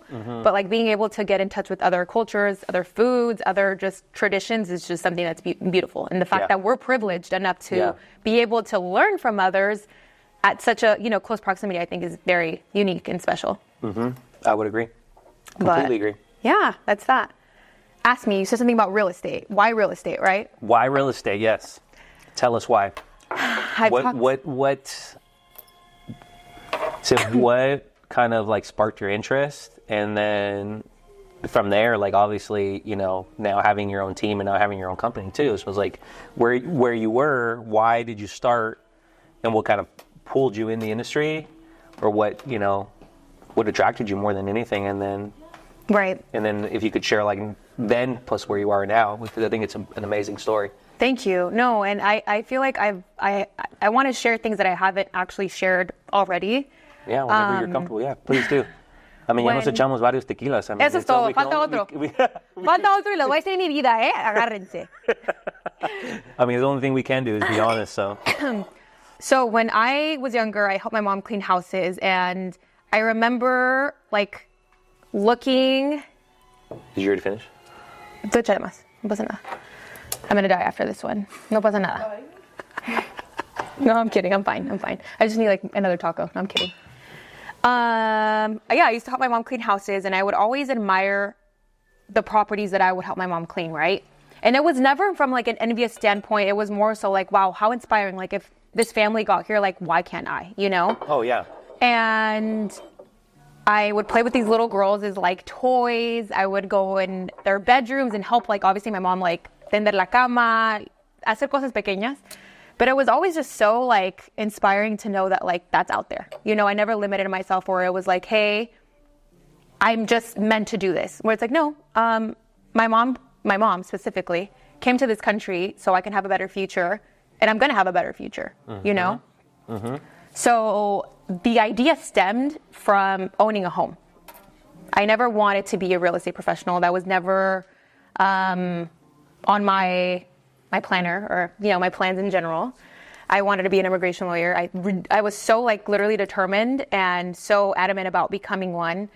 And I worked at the bank while I was going to school. And obviously there's like just like so many things combined into one. There's not just one particular reason, but I was working at the bank while going to school, again, to become a lawyer. And then I had my son on the way. And it was like, all right, this is time. Like I had set myself the goal to become a homeowner at 21. It didn't happen. But by the time I was pregnant, I was 23, and I was like, all right, like we're not fucking renting. Like I'm not going to raise my kid in this tiny ass studio. Like we're going to give him a home, and that's that. Right. So sure enough, became a homeowner. And you know how it is in like Latino culture, where it's like, ya dijiste que ibas a hacer esto y vas a ir a la escuela para hacer esto, you know? So I was just so concerned about the fact where it's like, I'm going to be judged because like now I don't want to be a lawyer. I had given all of my family the expectation que les iba a ayudar, pues obviamente a ajustar su estado legal, y pues no iba a cumplir con eso, right? And I remember I was actually still taking courses, and I had just had my son, and mind you, I was literally in the labor and delivery room, like doing a fucking project. I was in the fucking room. Oh, wow. And to me, obviously, and I say that with like obviously, like I took school pretty seriously, you know? Yeah. And I'm like, no, I'm going to order my books, and I'm going to get this. And I'm not going to tell anyone that I'm doing this until like I am licensed. And that's exactly what I did. But more so, the idea was just like, I didn't even know like how much realtors made, to be honest with you. Like everyone talks about the big bucks, and that's like the reason into getting into the industry. And that was never my motive, actually. Yeah. It was more so like, bro, I get to combine because I loved working at the bank. To me, the bank was not something that like I took lightly. It was my way of making a difference in someone's life. Right. 100%. I helped them with retirement accounts, building their credit, which I was very passionate about. And it took for me to buy a house, like reading through every single disclosure, to like saying, hey, why can't I combine both passions into one? Right. You know, like And I feel that's why earlier when we were talking about like, oh, you know, we're everything, we wear many hats. My favorite one is like stepping into the role of being a lawyer and being an advocate for my clients, right? So I was able to find something that like I can do both, you know, like I'm not having to pick one over the other. I also was like, my dream career was to be a TV host. And fun fact, right before I closed my first transaction, you know how it is when you first start in the industry, like we don't see money right away. Like, you no se desespera. Yeah. For me, it was like 7 months. Yeah. 7 months before I saw my first penny in real estate. Yeah, because you're putting so much into your business. So much, and those are things that like people just see like, hey, you're doing so well, but it's like, dude, like no one saw when I was literally so desperate to like, because I had a kid, you know what I mean, at that point where it's not like I had to provide, you know. But days before because I made it to the third round to Telemundo to be a TV host. Oh, no Like, fucking way. Legit, like I can't make this shit up. And that's before you were doing stuff for or like when you were doing the Miss Mexico or whatever you're doing? It was before. Oh, really? Before. Oh, so wow. yeah, so I actually. Well, Telemundo's lost. Telemundo, you fucked up. Well, here's the thing. Can I just say, let this be like something where it's like, hey, everything happens for a reason, because No, 100% does. It's so wild to me because my I lost my stepdad 2 days before I had my third round of interviews. Oh my God. And I got COVID to top it off. When it was the third one was actually via Zoom, but can I just say that I was like literally like the job was mine. I just had to do the third interview with someone, and I don't know why. No, I do know. Again, everything happens for a reason. I completely blanked out. Like I was asked questions that like I know the answer to, but por algo no se hizo. Because I kid you not, a week later, maybe even 5 days later, I closed on my first transaction. After that first one, 2 weeks later, I closed on my second. Wow. Would I be able to manage both? Probably not. No, I mean, really, yeah. You know what I mean? Like maybe if I didn't have a kid, absolutely. But to me, it's just wild that like we have a plan for ourselves and then God just has another. Oh, yeah. You know what I mean? Yeah. So, because 100%. again, when I was little, that was my dream. Like, there is no way that like that didn't happen. You know what I mean? Because the third round, I don't even have a bachelor's degree in communication, and I made it to that round. You know, so even then, that let alone is to me, it's like I earned that as like almost like a medal in my books, because it's like I was that close, and I know for a fact that I'm capable of doing that. But it's like my purpose is here in real estate. Yeah. And more so because when I see my clients, I like see like my family in them, where it's like, how would I want, not just me, not just how I would want to be like treated, but it's like, how would I want people to treat my clients? For real. My clients are legit my family. Mm-hmm. And earlier we talked about like, oh, you know, the negatives of the industry, and the beauty of being in real estate is that you really get to work with people that you want to work with. Yeah. And that respect you, you know? Yeah. When we sometimes people who weren't given a chance, or people who sometimes aren't given that opportunity with just because of who they are, what they look like, and I think that's what's a beautiful thing is that like I think, and same for me too, just not to steal from your thunder, but I think I never planned this out. Like I didn't plan to be a realtor. Like obviously it's been a big part of my life, and my parents were always like, oh, you gotta be a real estate, but my passion was mathematics. Like I loved math. I honestly thought I was going to be working at like Merrill Lynch or something else and like doing finances. Like that's what I thought I was going to be. I thought I was going to be at an office working, doing spreadsheets and shit. Like that's what I thought I was going to do, because I was so passionate in math. Math was something that I really liked and something that I was good at. And when I was in college, finance kind of just really stuck with me. And I was like, oh, you know, probably going to be a financial advisor or something along those lines, right? And I think I hear it a lot, but it does like now I think it's starting to really like hit me that real estate, you don't go looking for real estate. I think real estate kind of finds you. 100%. Oh and my God. And real estate is something that, you know, it's not for the faint of heart, it's not for the weak at heart. I mean, you have to have some thick skin, you have to be able to jump on the phone and negotiate. You have to be willing to compose yourself, and it's like you deal with so much personalities and so much shit day to day that like it's not an easy task. And I think what makes it easier is just what you said, and it just hits the nail on the head. It's like these are people that deserve a chance. They deserve the American dream. They deserve it all. And like, because they're Latino, because they may not make enough on their own, because they may not be residents, like people just push them off. People don't want to give them the time. People don't want to take them seriously. People just tell them, oh, you guys can't do it. And it's like, I'm not in the business of saying no.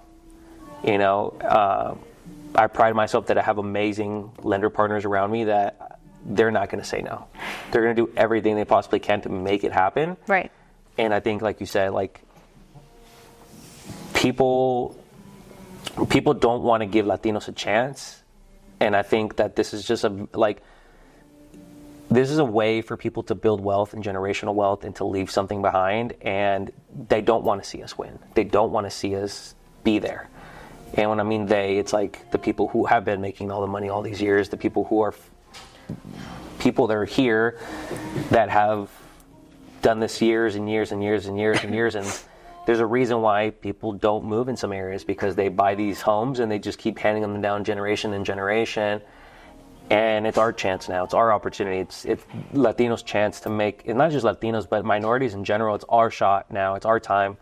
And I think, you know, people like yourself and me, like, we were meant to be here and meant to help these people, because they look at us and they see themselves and they trust us, and they literally, you know, for us, I think it's a beautiful thing, because, you know, to be able to be respected and people look at you and want your advice, and they look at you with those eyes like just help us. And it's like, you want to do everything you can, because like you said, you see your family in them. And I was told this too, like at a very early on in my career, like your real estate clients become your family and your friends. Dude, it's insane. And it's insane, because a lot of my good friends and good, like people, like a lot of my golfing buddies, a lot of people I hang out with, a lot of them are my real estate clients. And so it's beautiful that it's a full circle moment, right? But I couldn't agree with you more. I think for us, it's really important, because we were meant to do this. So. Agreed. And it's almost like it's personal, right? Where it's like, very much so. And I, based off everything that you told me, I feel like we can relate in that aspect. And I like to see it as like my way of like leaving a trail here. You know what I mean? Where it may sound so insignificant, because at the end of the day, like someone's buying something that's materialistic, right? But more so, it's something that where it's like, hey, I was a part of your journey to set the foundation for future generations. And that to me is impactful. Very much. Because people stress over money all the time. And needless to say, where it's like, yeah, like, es dinero, but at the end of the day, like, es dinero, and that's a massive instrument in our day-to-day life, right? Yeah. So by being able to educate and navigate a family or an individual through the home buying process, it's something that it's like not taken lightly, you know what I mean? And the fact that people place their trust in us, and it could be because we do look like them, you know? But to even be in this industry being so young, we're both really young, and Latinos is just... Well, thank you. Hey, it's not for that. How old are you, 25? Oh, thank you. Yeah, I just turned 26, you know. It's a beautiful thing.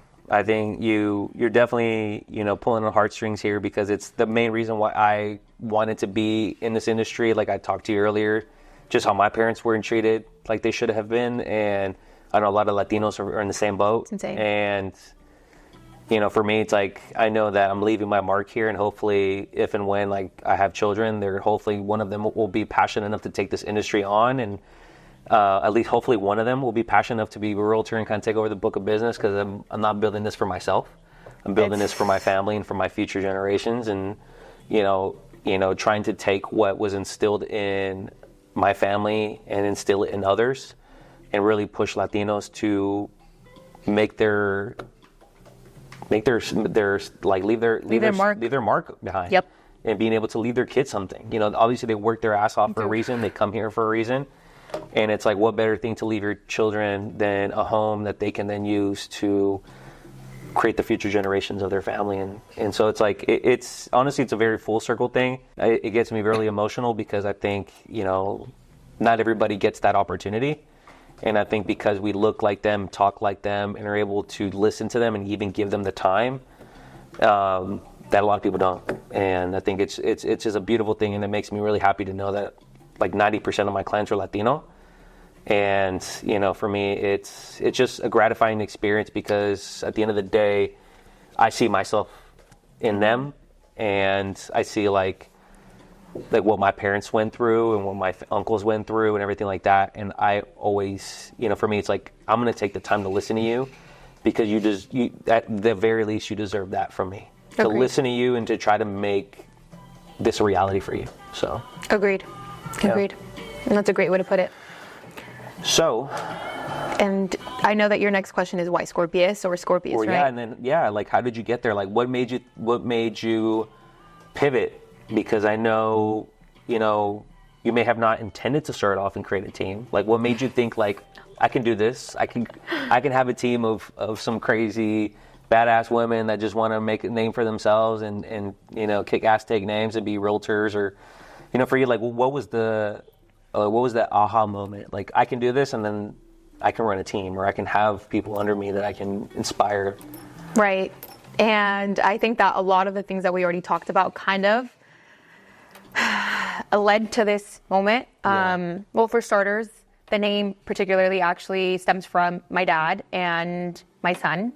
So before I had my son, obviously, like my son is my absolute just motivation and the reason why I do everything, whether it be personally, professionally, and any aspect, it's para mi hijo, right? Yeah. And the name, my dad was a Scorpio. My son's a Scorpio. Wow. So that's where the name comes from. What a full circle moment. That's beautiful. I love me some Scorpios. Yeah. And that's where the name comes from. So the vision of having a team was there, I want to say maybe 5 months into my career. Because I'm like, dude, like I love this. Yeah. Like this is my calling. Yeah. This is what I meant to do. But my thing is real estate is beyond me. And I say that, I've said that multiple times, but like what does that necessarily mean? I mean that I'm well aware that I can make an impact, right? Whether it be something small, whatever. But if I can manage to coach others, because it takes a leader to actually coach. I'm sure you know this, but sometimes there's team leads where it's like, hey, I'm succeeding, you're under me, that's that. Where it's like, no. How can I coach, mentor others Right. to taking the same lead that as I am, right? Yeah. You mentioned something very important earlier that I've never heard anybody talk about. You said that I want my team to be better than me. Yeah. I tell my team that all the time. No one sees that. I tell my team I tell them that all the time and they think I'm fucking joking. I'm like, no, the goal here is to teach you what I know so that you can take it and imply it however you want. You don't have to be like me. You can take what you like about me. You can take whatever, because I did the same thing. Right. When I was young and starting this industry, I took bits and pieces of everybody's business and applied it to myself. Why are they successful? Why is that team successful? Why are they successful? It's because they do this, they do that, they do that. Okay, well, I'm going to do that, I'm going to do that, I'm going to do that, I'm going to do it consistently. Right. I'm going to do social media consistently. I'm going to do postcards consistently. I'm going to network consistently. I'm going to be involved at a local level. I'm going to do this, I'm going to do that consistently. And the word at the end of the day is consistency. Because if you're not being consistent at what you're doing, you're just going to fly by, you're going to post once a week, you're going to go to a networking thing like ever so often. You're only cheating yourself. Right. And so I always tell my team, consistency is the key. If you're able to apply these things and do them consistently, you're going to be able to grow your business exponentially. But the one day you decide that you're going to take your day off, and then that day off becomes 2 days off, and then a week off, and then 2 weeks off, and you're just chilling. Right. Or you do that, or you become complacent and you sell that one home, and you're like, cool, I'm just going to chill. Right. No, you got to keep going. You have to be consistent. And so I tell my team all that all the time. Some of them understand it, and some of them really take it to heart and apply it, and some of them don't. And that's them. Everyone's different. Not everyone's the same. So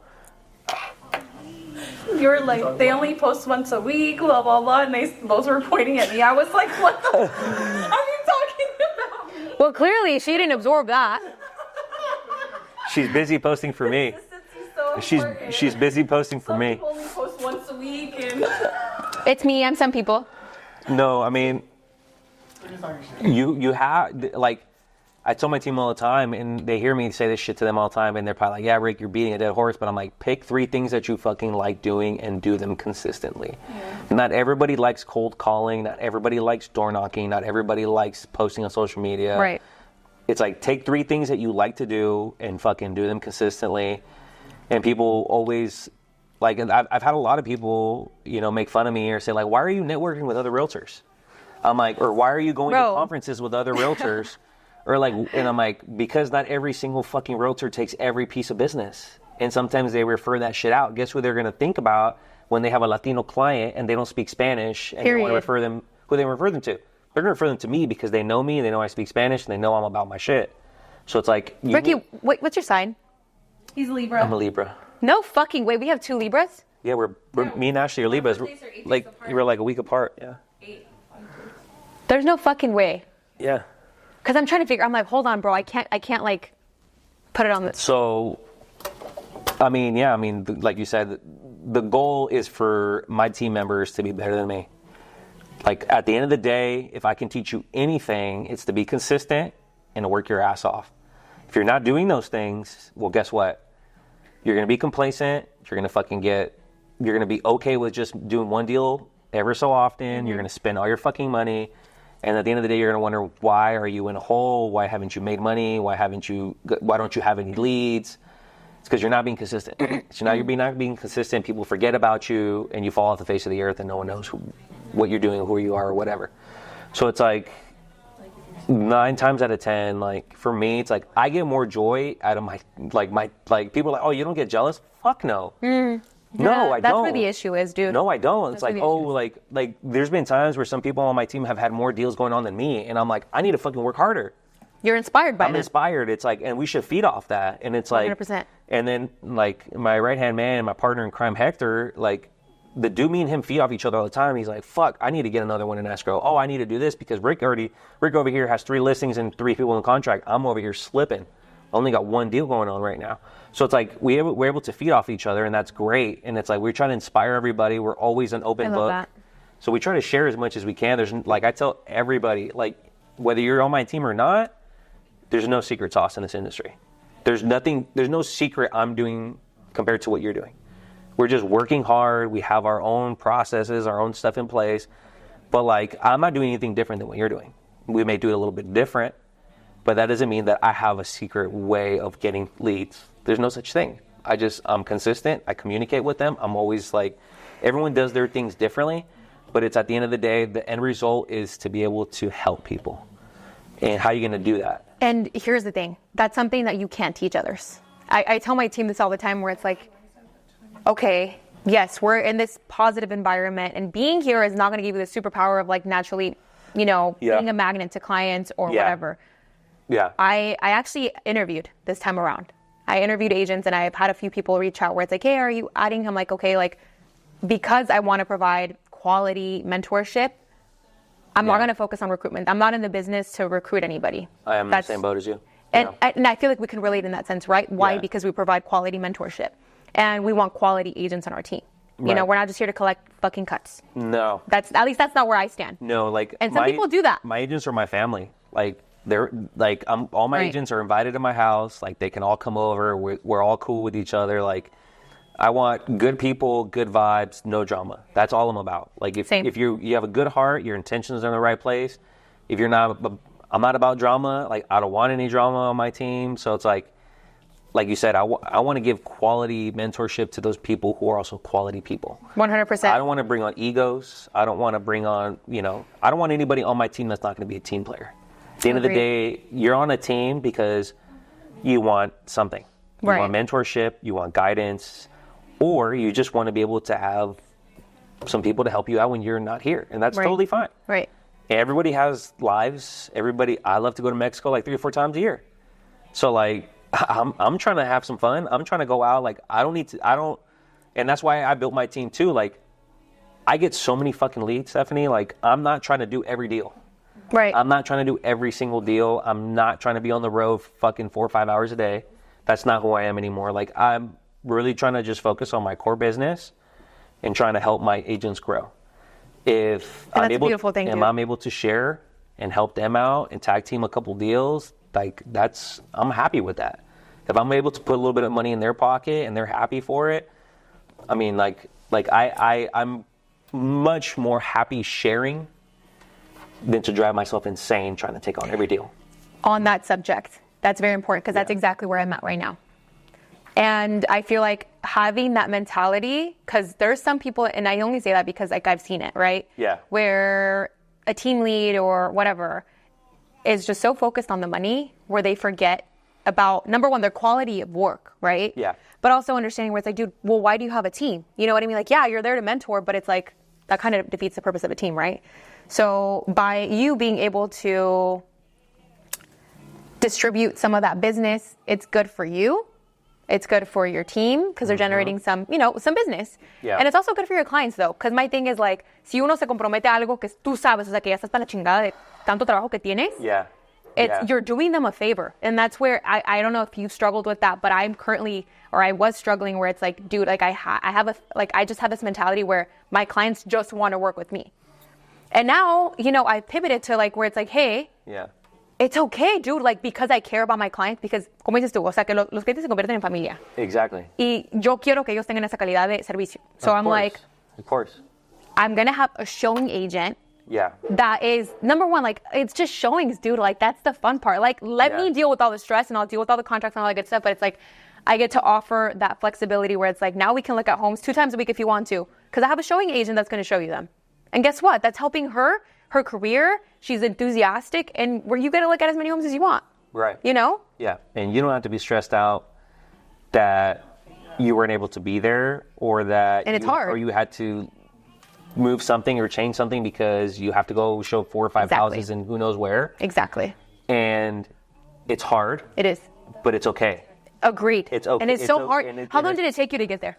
10 years. Dude, like it's insane. Like, because I wanted to be everywhere. Like, I felt like if I wasn't there, something was going to happen. Dude, my life. I felt like if they weren't talking to me or if I didn't show them the property, someone was going to say something or do something. And I had to be okay with, number one, trusting my clients, and number 2, trusting my agent that it was going to be okay. And it all goes back to making sure that no cualquier persona entra a tu equipo. No, exactly. You know what I mean? That's why I interviewed people where it's like, hey, because I love you and because I love my clients and I love my business, o sea que my business is my baby. Right. Like, yeah. I have to trust you with my life in order for you to even show homes for me. Yeah. That's that, yeah. So if they're not invited to a dinner party at your house, like you're not gonna show. You can't show my clients. Yeah. You can't work with me or work for me or do anything because if I can't trust you to be at my house or hanging out with my family or whatever, then I can't trust you with actually showing my clients who are like family to me. No super box, baby. Yeah. Mm-hmm. So I'm the same exact way, and it took me so long to figure that out. And even like creating my team, like still there was times where I'm like, I don't know if this is the right thing. Like, I don't know if it's okay that I'm not there and my agents are showing them for me, but then I had to be okay with that and trust that like my agents were savvy enough to do the showing or do the walkthrough or be at the inspections. Because obviously as a team lead or, just being able to be a top producer, like, you have so many things going on at one time. So many things. You're working with buyers, you're working with sellers, you're prepping listings, you're in contract, you're negotiating, like you're all these things, and we still have to have a life. Bro, oh my God. Dude, my life. I kid you not. I was literally just talking, or I posted something about it on, I think last Sunday, where it's like, fuck, like I felt guilty about like having a life. Like as of last week, I'm like Tuesdays. Today was an exception. Tuesdays are my days where I dedicate my day to my son, effective last week. Because that's the bare minimum I can do. Where it's like, no, o sea, que la gente se olvida que yo soy persona. Yo me olvido que soy persona. Last Tuesday was the first day where I felt like a human. Like, when I say human, like, I feel like human. Like, I was like, dude, I'm not just a robot. I'm not just a real estate professional. Like, I'm a human. Yeah. And it felt so nice.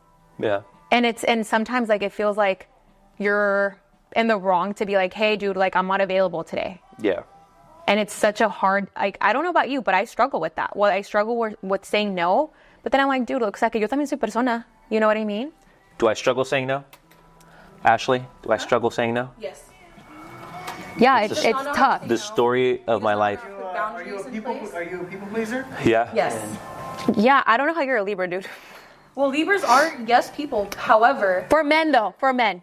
well, it depends on your rising sign and your moon sign. See, this girl. But some Depends on the who and the people what. just need to learn boundaries. That's just its own thing. And Yeah. I feel like, Getting them and sticking to them. Yeah, that's right. the hard part. Right. And understanding that it's okay. O sea que, dude. Yeah, it's okay to be a person. It's okay for you as a mother to take time with your son. and not feel guilty about that. 'Cause Right. that's who you are. That's what's important to you. Your son deserves it. You deserve it. But then you're at home and you're like, there's like still a little part of you that's like, I should be working. I should be working. I shouldn't be doing this, right? And it's okay to feel that way. And it took me so long to be able to just fucking be like, nah, bro. You fucking been working your ass off. Just chill today. Right. Just chill. I can't remember the last time I just chilled. And so like even for us, like I go camping or like I try to disconnect and I'm still not disconnected, but I have to be okay with putting my phone down. And I will tell you this, there's no such thing as a real estate emergency. There's no such thing. You have to tell yourself that. There is no such thing. It can wait.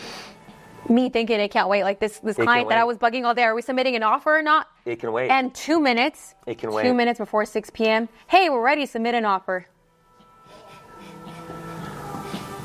And then a client that I texted since Thursday. Hey, what day would you like to look at properties? Are you available tomorrow? Guess who texted me 5 minutes before? It's okay to say no. Yeah. Anywho, I'll text him after. And I think that's the hardest part with what we struggle being who we are and caring so much. And I think it comes down to we care that much that we're even jeopardizing our fucking sanity. Yeah. And Nobody talks about this shit, dude. Nobody does. No one. Literally nobody, because it's just so easy to be like, hey, I'm a business owner, and this comes with it. Where it's like, yes, it does, but it's like, dude, like, that's not okay. Like, think about it. Like, all of our clients, they all work, for the most part, a 9 to 5, right? Yeah. Once they're clocked out, and they don't give a fuck about work. But then they're here, we're here at 11:52 p.m. answering fucking phone calls where it's like, dude, and we've normalized that. That's the crazy part. Yeah. You know what I mean? Yeah. Where it's like, yes, we're passionate. And I think that's the thing where I'm like, dude, since work doesn't feel like work sometimes. Right. I'm like, oh, this is normal. But I'm like, wait. O sea, que yo también soy persona. Yeah. I think it's because we could relate on so many things, dude. Except for I the agree. fact that, I like, agree. your parents had it like that. Mine didn't. I mean, my parents had it like that, but like. Well, your mom was born here? My mom was born here and raised in Mexico. Mexico. Nice. My abuelito had a ranch in Mezcala, would take my mom and all her siblings every single year. That's dope. And mi abuelito se puso bien grave. Nunca les dijo nada a nadie. Why were they like that, bro? Puta madre, hasta que estaban en su cama. Fucking machista hasta la chingada. Sí, eso sí. And my abuelito Jesus, my dad's dad, was a fucking straight gunslinger. He was the sheriff of Mezcala. He was the only one that was allowed by the gobierno to ride around on his horse with a pistol. So my grandfather was like an honorary sheriff and worked his ass off in the ranch, and everyone knew him for bringing ganado back to life. My grandfather would buy cows on their deathbed, bring them back to life and sling them. So he was flipping cows, and now I'm flipping houses. So it's like, but my grandfather was a salesman. My grandfather was a salesman. And Lo tienes en la sangre, amigo. that's where my dad got it from. That's what my dad taught me every bit of negotiating. Like my dad can fucking sell salt to a snail. Like that's just them. Like their nature. Like they're really good at selling. Like that's just their thing. Like my grandfather was a salesman, and then my mom's dad, my abuelito Sotero, was like hardworking, hasta la chingada, like Yo vieron hasta la machista, chingada. like literally like he knew he was dying, and took everyone to Mexico, like everyone back to Mexico to live, and he lived out his last days working on his ranch. Shit. Passed away in his fields. So like that was how they. I mean, he had my grandfather had leukemia, and he never told nobody shit. Wait, for your mom or your dad's side? My mom's side. My dad and my mother both lost their fathers when they were in their teens. Shit. So my mom and dad always had that connection, that they were raised pretty much by their mothers. Oh my God. My mom had to become a woman at an early age, and my dad had to become a man at an early age, just to support their family. And so like they both worked their asses off. My mom obviously she had a little bit more of an advantage here because she was a U.S. citizen. She went to school here, but she finished off a lot of her schooling in Mexico, and that's how she met my dad. And That's that. my dad was just always a hard worker and showed us that from the very, very beginning. And you know, I shared a bed with my brother till I was like 10. You know, so like yeah, we had it, but like it was never like, oh, like here are new shoes, here's new this, here's new that, here's that. It was like ¿Sacaste buenas notas?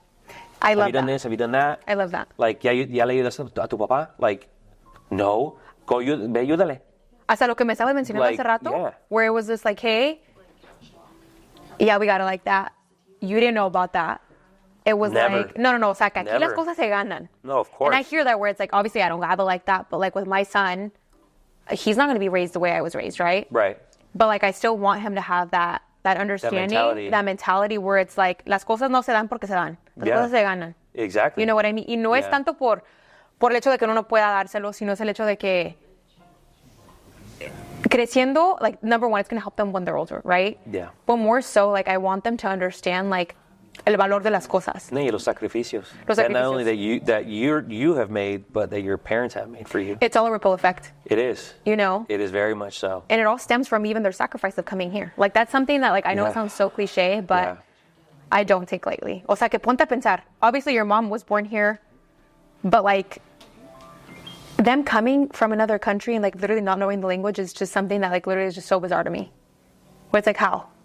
Yeah, and then like Like, what's our excuse? You know what I mean? Hearing stories of like my dad like telling me like, yeah, cruzando la frontera, ya varias veces me llevaron al bote, like, and it's like, dude, it's like I can't even imagine him like half my age trying to cross the border, getting thrown in jail, and, Literally. like, you know, Sacrificando su vida. Yeah. Like, it's Like, not just literally. saying, hey, I might get thrown Yeah. into jail. Like, no. no, You're no, legit you're risking your sacrificing. life, people getting robbed, and all kinds of things happening to people. You know what I mean? So. Yeah, the sacrifices that they made, honestly, like, I don't take them lightly. That's why I work my ass off so much to show them how much I appreciate them. Right.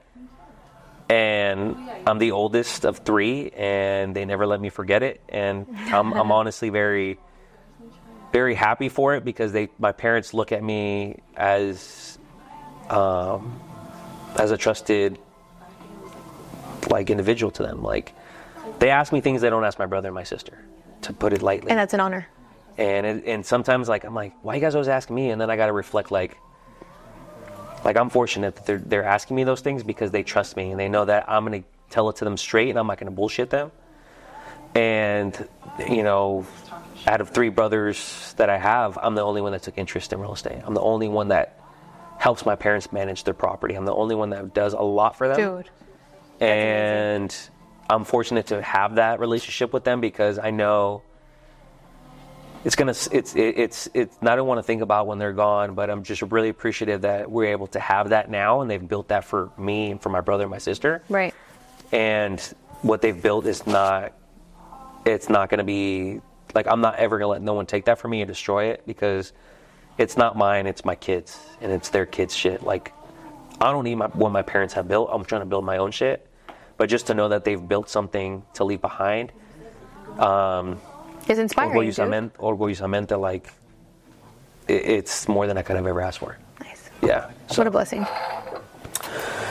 So, we've talked about a lot. We have. We talked tequila, we talked family, we've talked real estate, we've talked this, we talked that. Building a team, starting your own company. What's next for Stefany? What's next for Stefany Ramirez? What's next for Scorpious? What do you want to do next? Like, do you have any plans to do anything big that you want to share? Anything that is on the horizon? I have two things that are Oh shit. in the plans. Uh-oh. Actually, three. Oh, One, we're going to keep a secret, okay. Trifecta. but the ultimate goal is to expand and really, I guess, dominate the Bay Area alongside Love it. Ricky's team. But I want to build something that's like, that doesn't need an introduction. Like, I want love something that. where people to be like, hey, like, that's who you go to when, like, Yeah. you have any real estate need, you know? Right. I want our work to speak for themselves. I want to make sure that I mentor and I invest as much as possible in every individual on my team. But the plan is obviously to grow. And a little sneak peek, I want to focus on, like, the immigrant community.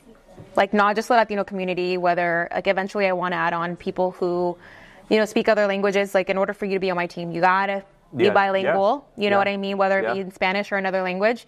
But that's something that I'm definitely looking forward to. And should I say it? Tequila makes you honest. Do what you got to do. Yeah. We're expanding to Mexico. Wow. Cheers to that. That's fucking amazing. No hay vino, hay tequila. Hay vodka. Salud.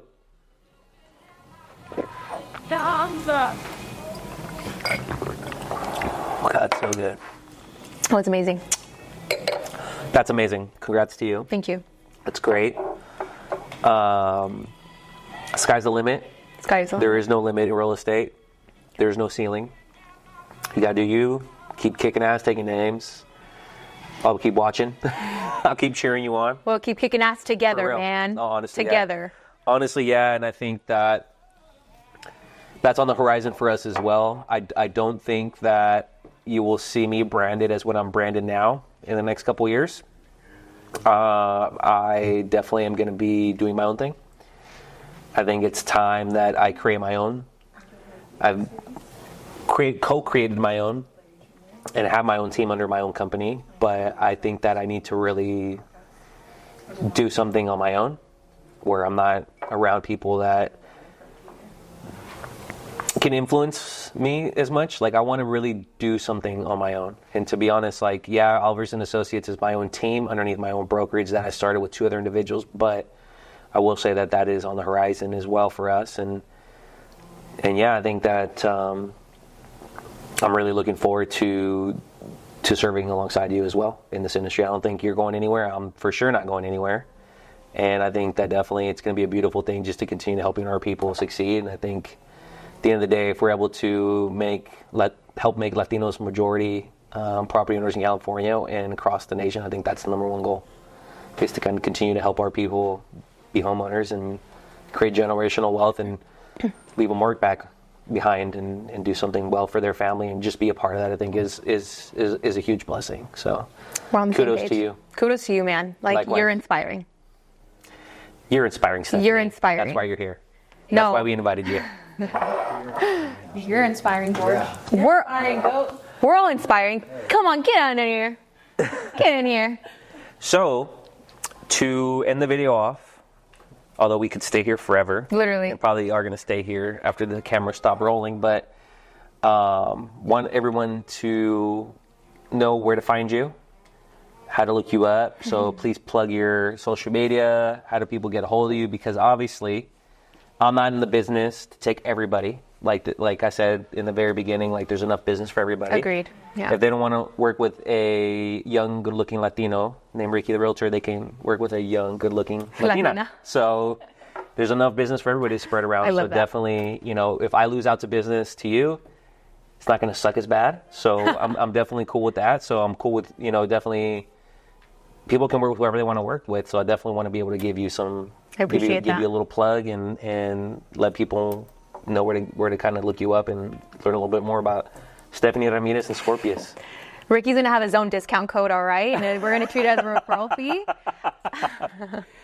But on socials, you can find me at the Stefany Ramirez. And yeah, we're both looking forward to helping many families. This is only the Indeed. beginning. To think that we're super young. Yeah. Yep. Super excited. Super excited. And thank you so much for having me. No, it's a pleasure. Haz de cuenta que It's a pleasure, for real. Like- Honestly, I'm really glad you came, that you were excited about it.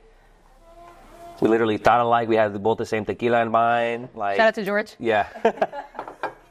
Shout out to the plug. But no, I appreciate it. Likewise. It was so much fun. So much fun. Thank you. And then I don't think there's anything left to say, but this is Tequila Transactions, episode 50 with Stefany Ramirez. Signing out. Probably going to take another shot and call it a day. Don't be surprised if both bottles are gone. But pleasure tuning in. You guys want to take another one? Another one. Last one. Yeah. For the- Yeah. Let's do it.